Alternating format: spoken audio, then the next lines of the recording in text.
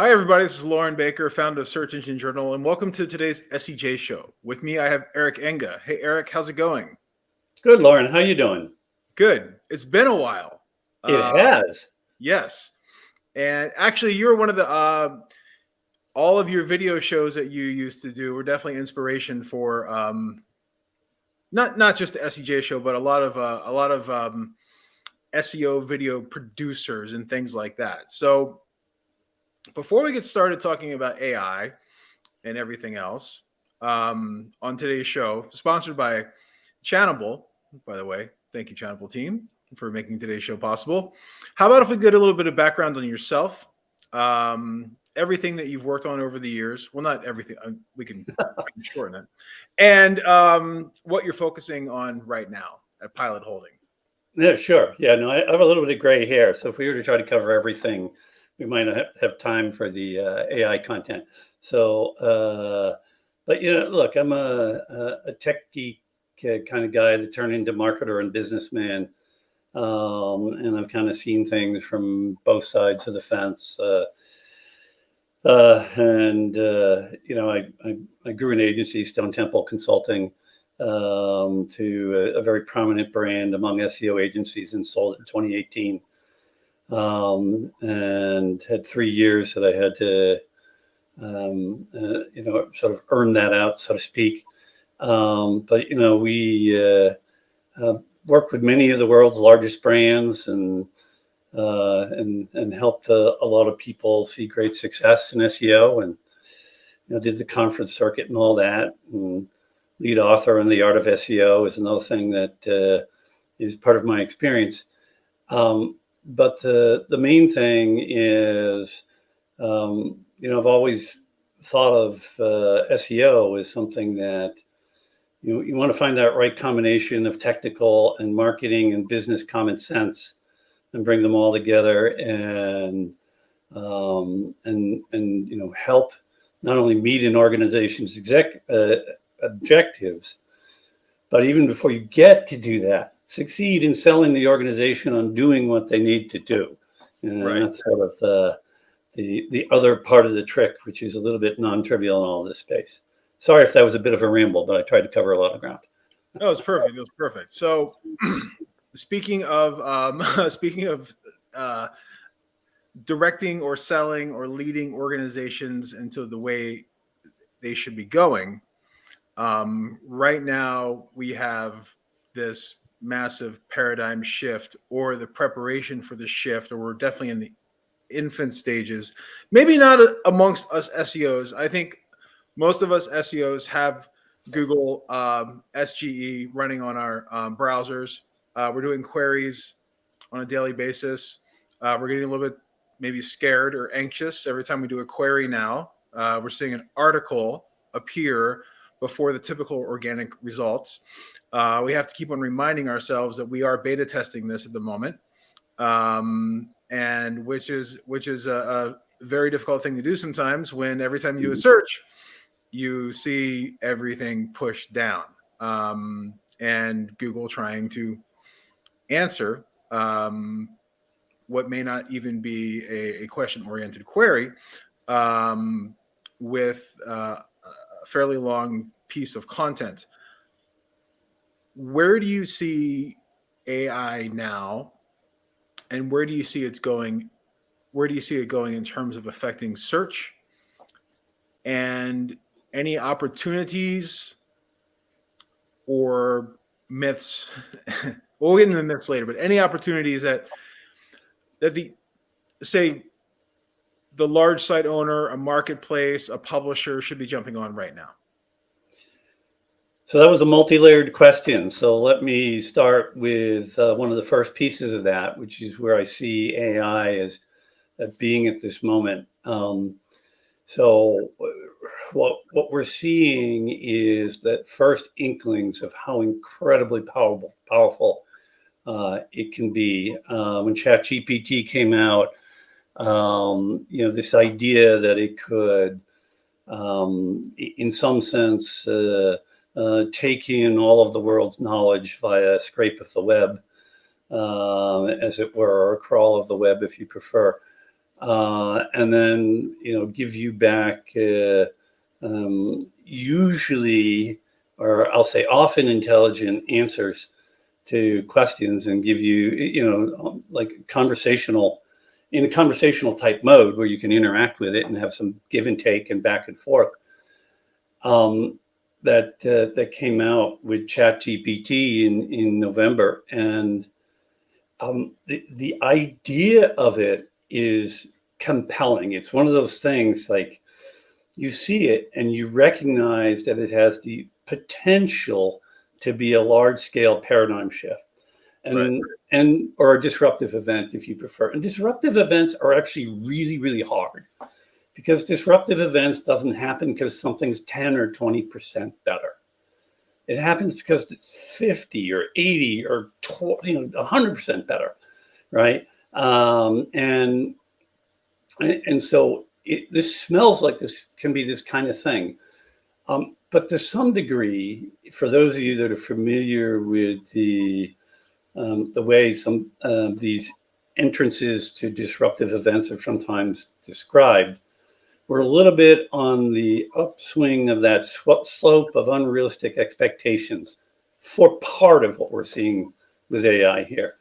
And everybody sees and senses the power, and sees and senses just how big the shift could be.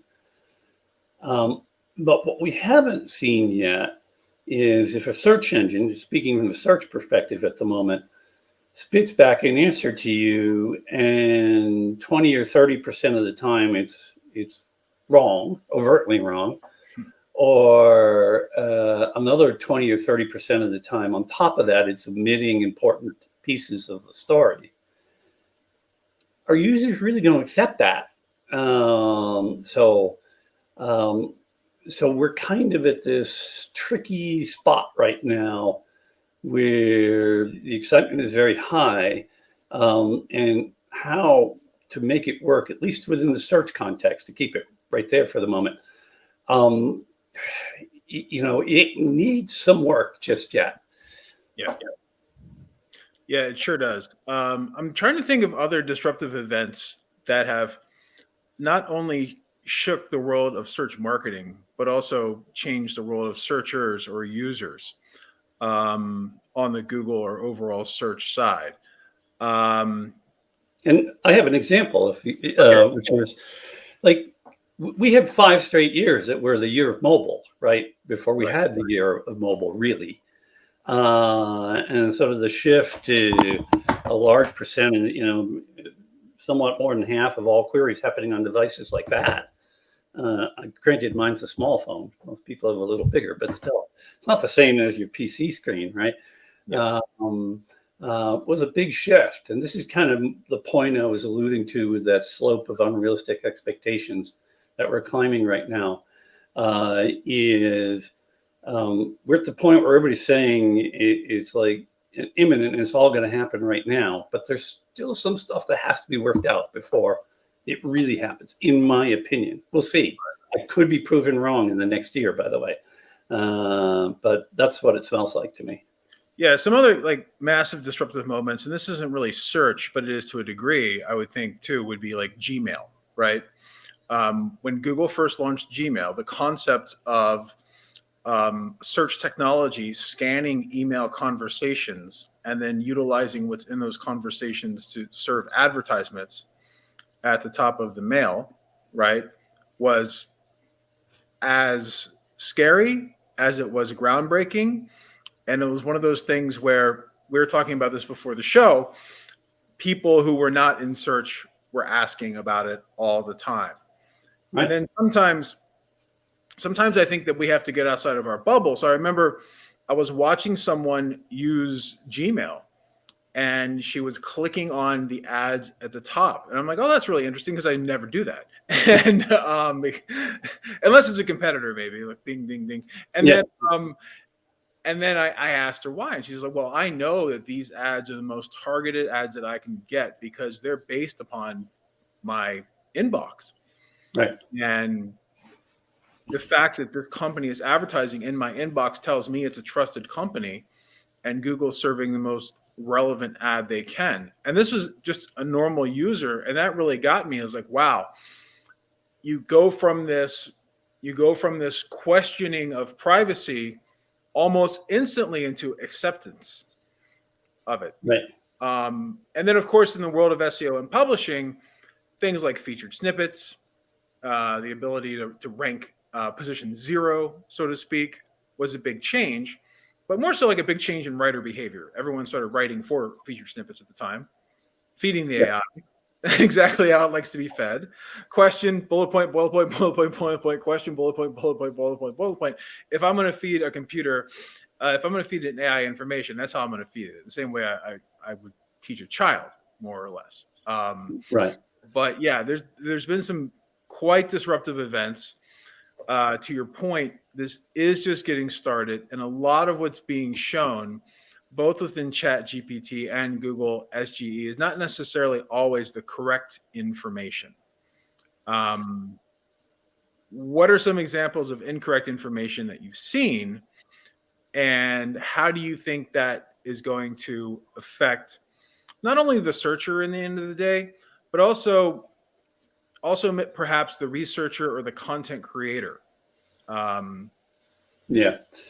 Yeah. So, first of all, I've done extensive testing with ChatGPT, with Bing Chat Balanced and Bing Chat Creative. So 2 of the 3 Bing versions of this, and Bard, and also Google's SGE, which I've had for about a month now, and they all make mistakes of different kinds, and sometimes glaring mistakes. I did a close look at SGE 3 weeks ago and published an article about that, and I shared an error in there in which I asked it, given that Donald Trump has been indicted, how will that impact his chances of being elected president in 2024? And the response I got back was that it wasn't going to impact it at all, because he was already sitting in his 2nd term. And it actually cited an article that pointed out that, according to one of the constitutional amendments, you can't get elected more than 2 terms. So, and so, this is an example of the kind of mistake it can make. And so, just turning that around now, if I were to try to take this content that I use a generative AI solution to produce and publish it without reviewing it carefully, then you could really have a problem. In fact, there's another thing that CNET quite famously got outed for publishing AI-generated content. And when they reviewed the content after the fact, they found that 41 of the 71 pieces they had published had significant factual errors, more than half. Now, those are longer form pieces, and the longer you get, the more likely you are to have these errors. But the thing that people need to be careful about is you can't just have your average everyday editor go in and read this stuff. You need someone who really knows the topic to read it, because the errors aren't all going to be as obvious as the example I gave. There's going to be other kinds of errors that are a lot more subtle. And for someone who knows the field, they'll be glaringly obvious. So when you do see errors, you report them back to Google? Are we using the thumbs up, thumbs down component? I sent a couple in, or a few in at this point. But to your point of earlier, you get the SGE results show up for a lot of things. Like I was just poking around and I typed in pizza at one point. And in addition to the regular search results, I get an SGE version of the results listing local pizza shops. And it's like, I don't know why they did that. It's not any better than what was in the local search results that showed up already. So there's some curious places where they're experimenting it. with it. But to their credit, it's actually clear that they're experimenting in a lot of different ways and how they can use it.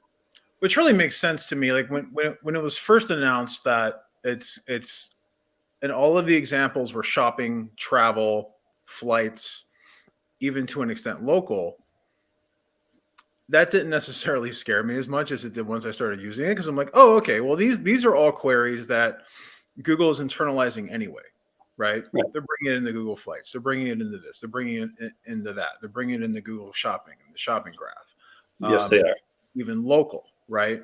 So that's not necessarily real estate that would be, maybe it takes up a little bit more real estate in the SERP now, but it that I see the chance of something becoming a better overall user experience and more plugged in to what people are doing anyway within Merchant Center and all of the other options, all of the other easily monetizable options that Google utilized in their demo.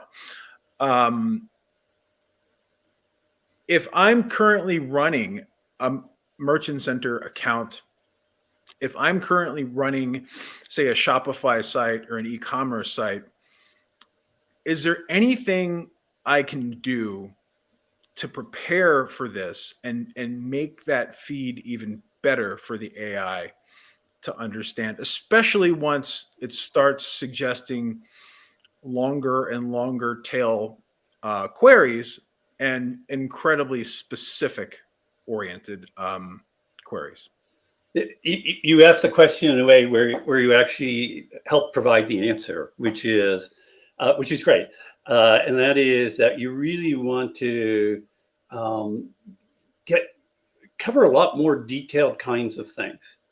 So one of the things I've been maintaining for years, by the way, I've been on this crusade maybe for a decade, is how important it is, even before all of this happened, to really be good at building out a library that goes into a lot of very specific issues and very long, and cover a lot of very long tail details that users care about. Even the most recent data that I saw on this from Ahrefs suggested that 35% today of all search volume is in the long to very long tail search phrases.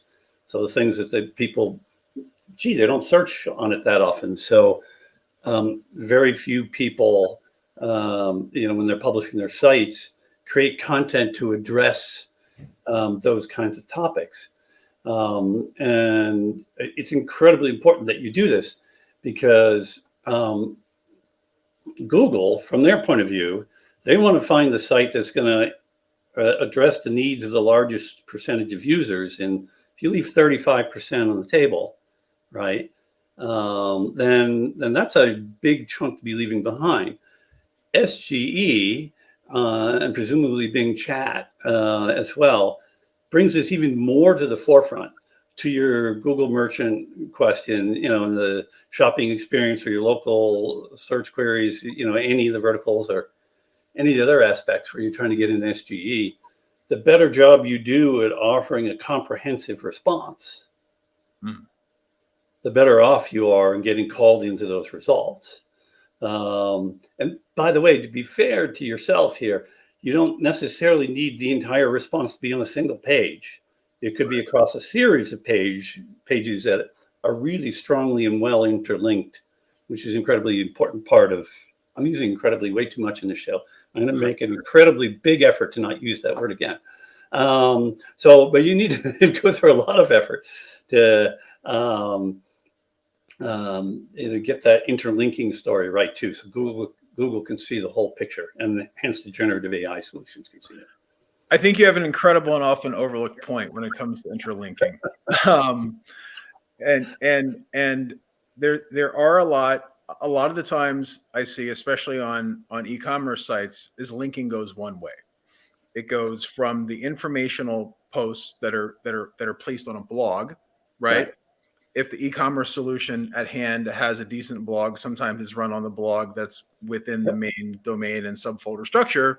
Sometimes WordPress is utilized on a subdomain to bypass certain restrictions and challenges with the default publishing tool that's part of an e-commerce platform. Yep. And then you have a subdomain with all of your informational content that has links back to the product pages, right? Yep. So is what you're saying that it's also important, say if you're feeding Google, especially Merchant Center, PDP links, to make sure that those PDPs also have an easy to find navigational structure that points back to informational at the same time. Yes, that is what I'm saying. I mean, it needs to be seen as a comprehensive experience. So we all understand that, you know, in some cases, bringing a user into a black hole where their you know, options are convert or leave might have a somewhat positive experience on your short-term conversion rate, for sure. And you know, and I get that, and I understand how a lot of people develop that philosophy. But if you're trying to build your business for the longer term, you have to have a little bit more holistic approach. Google's always done, I wouldn't say a great job, but an interesting job at cross-referencing the data that's given to, say, Google Local, right? Or Google Business Profiles, cross-referencing that with the information that's published on the site itself and the information that's fed via schema. You typically want to have all that match up, your hours, phone numbers, this and that, right? Yeah. But then when you do have a landing page for a brick and mortar, it gives you the ability to add more content about that store, about that location. Hey, it's on the corner of Maple and 6th, right next to the statue type thing. Like things that if you would ask someone on the street a direction to somewhere, typically they would give that kind of direction as opposed to, you know, walk 5 minutes, turn right, go left, and here's the address, right? Right. So my point / question is, with the experiments that you've been doing, especially on the local side, when you search for something like pizza, are you seeing content from the landing pages also appear in those results, or is it mostly content that would be fed into local along with reviews and things like that anyway? My perception is that it's more the latter at the moment, from the little bit of testing I've done on the local side. But I would anticipate in the long term that it will get more integrated. It just makes sense for this sort of implementation. And by the way, one of the really nice things about the local type situation or shopping type situation is because of the way those SGE renderings are taking place right now, I'm a little less worried about that stealing clicks from my website than a purely informational question. Because even though SGE has those 3 links, you know, are up at the top right that you can click on, those little image boxes up there, you know, I don't know. I don't know anybody's going to click on those. It's not quite the same as the search experience, you know. So I did find one last week that was a carousel that had more than 3, and as you clicked over, it kept on introducing more, and then when I expanded it, I think it showed 5 in the carousel, but when I expanded it, there were 7 or 8 different sources, which is really interesting. Now, I believe 2 of the 5 of those sources were paid for listicles, right? Which brings about a whole other thing, because Google has done a better job over the past year of cleaning up the affiliate listicles in the results. But then some things like in B2B, where most of your sites are peer review, pay for placement / bringing in true reviews, things like that, there is that gray area. What are you finding in terms of the sources that Google is putting into those 3 or more little boxes at the bottom of the results? Oh my gosh, yeah, it's a great question, because I've seen some things where I'm like, huh, why did they pick that site? You know, So, some of the standard stuff. Oh, you see Wikipedia there. Okay, I get that, right? Yeah. And it's a I don't know. It's a medical question that they choose to answer. Oh, I see WebMD or Mayo Clinic there. Okay, I get that. But some of these things, I don't want to pick on anybody here, but some of these things I've seen is that, okay, I've never heard of these guys before, and I actually know this topic pretty well. How come they're showing up there? You can see some of that, by the way, with SEO questions, which is entertaining. Some of the sites that are being called up. And I'm not saying they're bad sites. It's just seems sourced pretty differently, at least in some of the cases from the search results. Yeah, I'm also not seeing all of those sites appear on page 1 or page 2 from the results themselves, right? Which an interesting mix. Sometimes it will be. Sometimes you will get the same exact site that's maybe in the featured snippet or maybe above the fold, but then sometimes there's a site that I haven't found in the results that anyone would go to at all. So, yeah, I wonder what that merging is going to be like. No, I interviewed, by the way, a while back, Bing's Fabrice Cannell to talk about the Bing Chat implementation, which was actually a really interesting discussion. And he referred to this process of using the regular search results as an input source to help drive how you source content for the generative AI. In this case, ChatGPT, since that's what they're using. He called it grounding, in a technique to reduce what people call hallucinations, which I think is a bit of an unfortunate term. You should just call it what it is, mistakes or overt errors, so people aren't confused as to what we're talking about. But whatever, hallucinations and reducing it. So I wonder if Google is just deliberately experimenting a bit more on this aspect, which I would find very curious, because so much about the rest of their approach has been so cautious. You see it. It's the disclaimers, the fact that they hadn't even gone down the path of considering launching something until their hand was forced by ChatGPT and Bing. And then when they did, all the disclaimers they had, and if you read the announcement of the Search Generative Experience, or SGE, that Google I/O, they took pains to talk about how they weren't going to allow the response to be fluid, which is sort of code for conversational, like a human might be. That they're going to make it dry and factual, because if they made it fluid, there was a tendency for people to artificially just want to trust it more. And they want the results questioned. It's like that's kind of what they're communicating. So there's a lot of concern on the Google side about how good this technology can be. You had mentioned not wasting clicks on just purely transactional, or I'm sorry, purely informational traffic, or maybe traffic that may go down a black hole, not necessarily do anything on your site. Do you think that Google integrating some of these answers into the results is going to lead to a more educated click at the end of the day?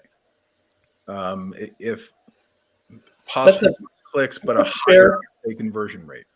Yeah, no, that's a really fair question, and it gets into that extremely tricky part of the conversation that if you're looking at this stuff and you're into SEO, that we're all worried about, which is what's going to happen to the volume of referral traffic. But to your question, the real thing we need to be worried about, and probably the most important thing we need to be worried about, is this going to have a negative impact on the number of conversions I get, as one aspect. And the other aspect is the brand value that I've had from being present in Google, is that going to be impacted? And of course, the third question have we turned upside down what you need to do for SEO optimization so much that we have to start over? So I turned it into 3 questions, and you might be right. There was a lot of the same terror with featured snippets. Mm-hmm. And then of course the world didn't end with featured snippets, but of course they're not on everything, right? So this is something that's could be very different with SGE. So we just have to see. I'm at least the current experience that we see from SGE, I would expect that the volume of traffic would be down, no doubt, in my mind. Whether it impacts conversions, which was your specific question, yes, it might actually have less of an impact on conversions. Most sites didn't want to publish all that informational content anyway, because once the user gets to their site, they just wanted to convert. Right. So I think there's a decent chance you get a more educated consumer coming through, or a B2B buyer for that matter. And it might have less of an impact on your conversions. But I do think it will also have a negative impact on the positive brand value you've been getting from search. So by positive brand value, you mean the brand continuously being seen in the results, right? Even if someone's not clicking. Yeah, and those people who click and don't buy, you're getting brand value there. Whereas now you're getting someone else's rendering of the information, and you're listed as a source. It's like a footnote. Okay, great, thank you, but it's not quite the same as they're reading, and it's on. It's your exact phrasing, has your name plastered all over it, and or they're even actually on your page. There's some impact there. So I do think there's some risks. But by the way, anybody who thinks SEO is going away because of this doesn't understand SEO. Good point. Also, are they 2 different things? I was just talking to someone. That's kind of the point, right? They are 2 different things. I mean, as long as people want to search for and find things, and as long as there are tools to help people search for and find things that are published in some fashion, there will be SEO. End of story. Done. Yeah. End point. Glad we covered that topic. Incredibly stated. So, there's a lot of misinformation in or wrong information or in ChatGPT results, in Google results that we've seen. What are some other things for people to look out for, or any myths surrounding what these generative AIs are putting out in their LLMs? Well, I think it's important I'll leave it there for people to understand, how this stuff is built. It's based off of a neural network kind of technology where essentially what you have is an incredibly complex algebraic equation, which has been trained to understand language. So that when you feed it a set of inputs, it knows how to respond to it. But how it's responding is basically a probabilistic calculation. And one of the ways I like to illustrate that is if I were to say to you these 2 words and ask you for the third, see, spot, run. Okay, that's the probability of run being the 3rd word in that particular sentence is extremely high. right? So if the first two words are C spot, run probably 90+% of the time, the next word's going to be run, right? Because it was a popular children's book and a somewhat less popular movie that came out later. But, it's sort of embedded in a lot of people's brains, right? C spot run. So this is called a word completion model. And that's what I mean by probabilistic calculations. And I can't pretend to know all the inner workings of how LLMs are built, although I have written from scratch neural network algorithms, and not that we're ever commercially used, but I mean, I have familiarity with it, but the LLMs are far beyond what I ever did, and I'll acknowledge that. But at the end of the day, they've learned some things based on being trained to recognize the most likely next correct thing to say. And it doesn't mean that there's an actual understanding there. Rather, it's a regurgitation of what it's learned. And so that is, to some degree, you could argue that means there's understanding and knowledge there. But I think there's a step or two that we're still removed from that. And so, for example, the LLMs don't have a knowledge of the real world, a practical knowledge of the real world. So they don't have what we might call practical intelligence. And they also, there's some things that happen. You see things that AutoGPT does, and you might convince yourself that you're seeing creative intelligence. And maybe we're seeing the first inklings of that there, but certainly not at the level which human brains can put things together just yet. So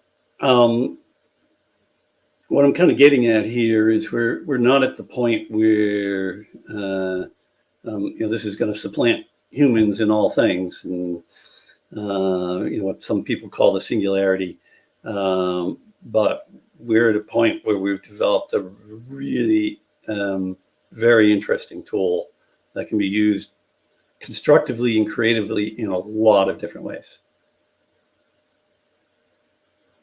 Oh, you're on mute, Lauren.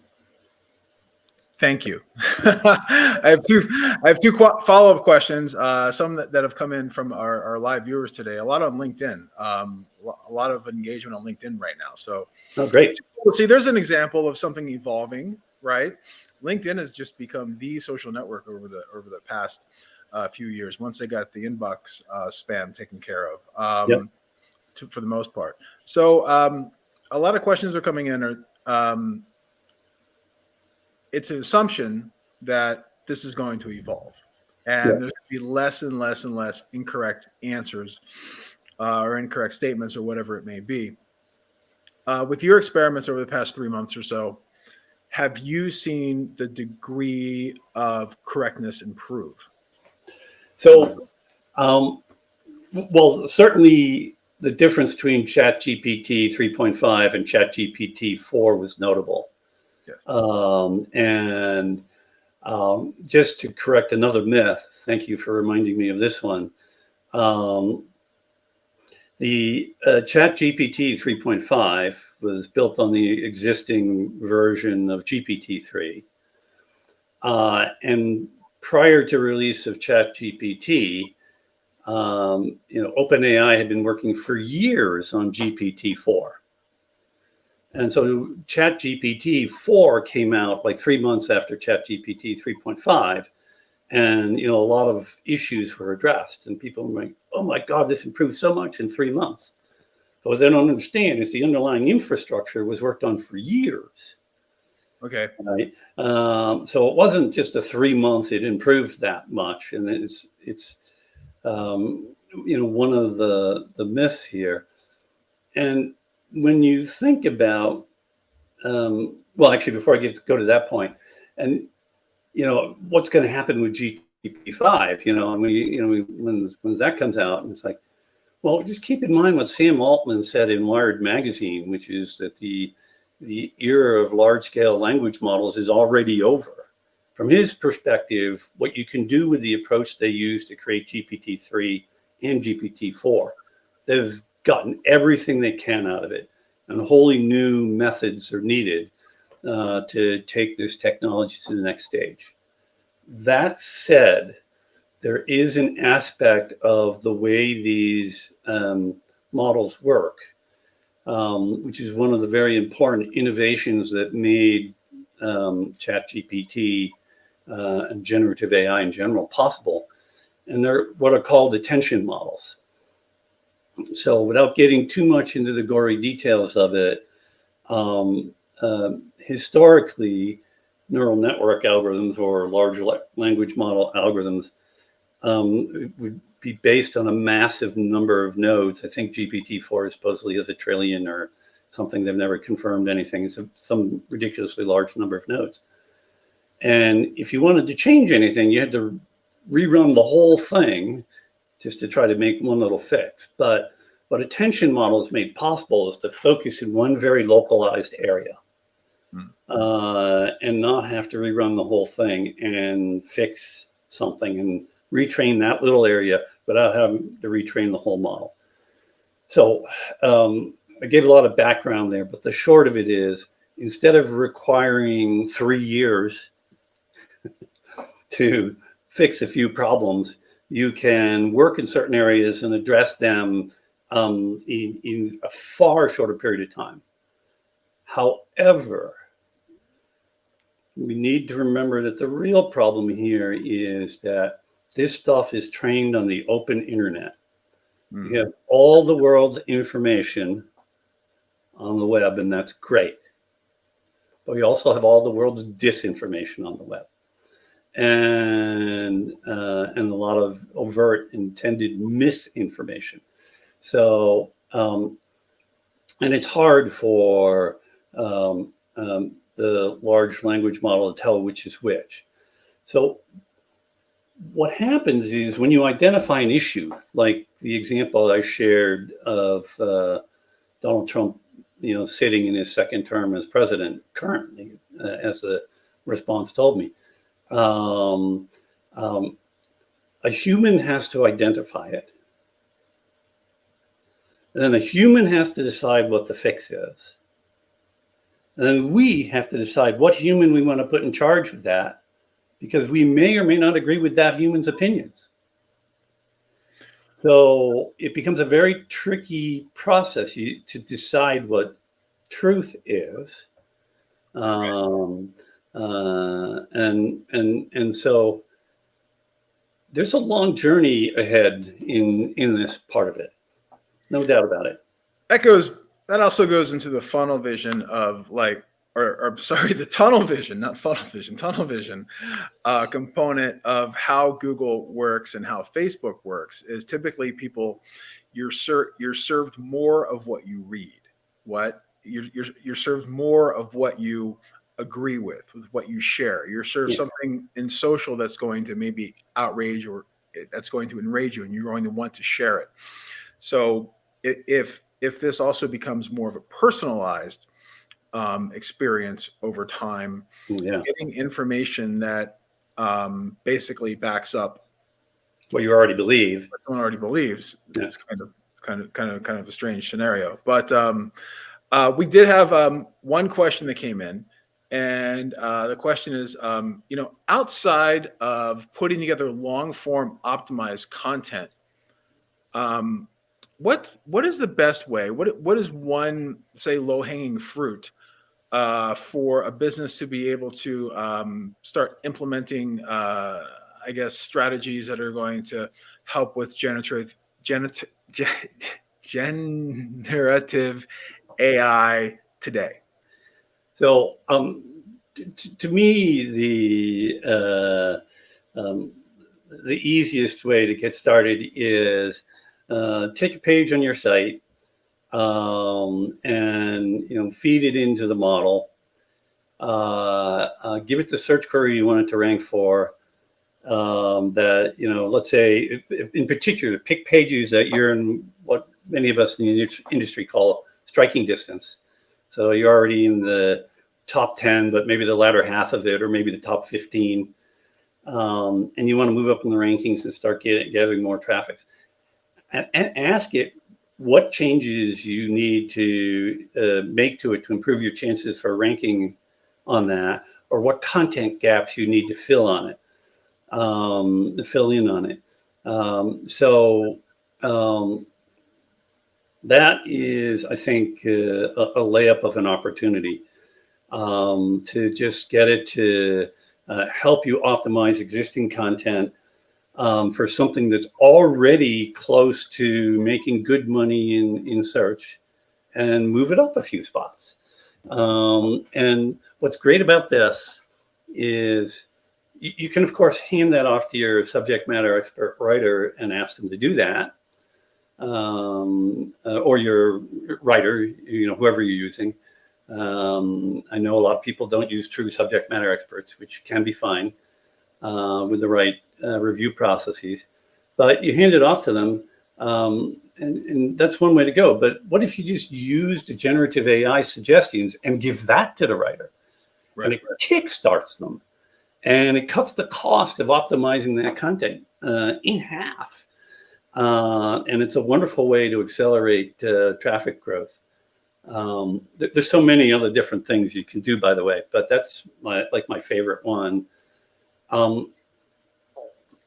It has been a little bit tricky with ChatGPT because their data was at least originally based on, I think, November 2021, if I remember right.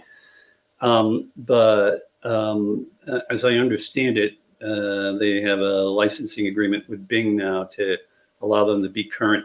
And I haven't actually verified whether that's already been implemented or not, but it's at the very least coming soon. So going back to the CNET example, I found that to be very interesting. That what was it? Was it 30 to 40% of the content that was published? 41 out of 71, more than 50. Wow, more than 50% of the pieces of content that were published had incorrect information in them. Their parent company has, or their current parent company has really set the standard with some of their health publications, such as Healthline and I think Medical News Today or whatever, in terms of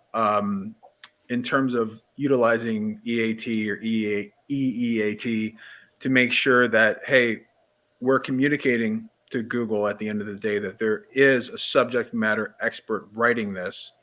It has been fact checked by someone, typically a doctor or someone with medical credentials or whatever credentials that back up the theme of the site. Right. And then on the flip side, making sure that whoever is fact checking has a digital footprint, which can be very difficult to do when you're talking about things of boards of medical advisors or legal advisors or whatever it may be, that may not have the same kind of digital footprint as someone like yourself may have. Question is, do you see EAT playing a part in Google deciding what to serve, sourcing, and knowing that subject matter experts or experts with that digital footprint have reviewed the content, have fact-checked the content, and the content is correct? Do you think over time that's going to become more important? I do. I think that the addition of the second E to make it much harder to say, EEAT, was actually because of AI coming. And so when I think about, and this sort of leads to how we take advantage of this stuff, is if we set up a process where we use AI to generate, outlines or article titles or suggested topics or even potential drafts of content, and these are all things that you can do. And now we hand it to a subject matter expert to finalize it. I think you could see a situation where more people are going to be careful about having a stronger staff of subject matter experts owning the content, because they're going to do more on the initial generation, which, has higher risk of low quality, if you will, but at close to no cost. It creates something to start with. You can actually get maybe better content at less cost, which sounds like getting it both ways, and we all like that. But I do think that's going to be essential, and I do think that Google is going to place a lot of weight on looking for these things. I really believe that second E was added because this was coming. That would be experience, correct? Yes, the experience E. Yes. So awesome, Eric. Where can listeners and viewers find you online to follow up with you on this? So, Twitter, it's at Stone Temple. And then LinkedIn is just Eric Enge. And those best places. My website, pilotholding.com. You'll notice it's remarkably unfancy.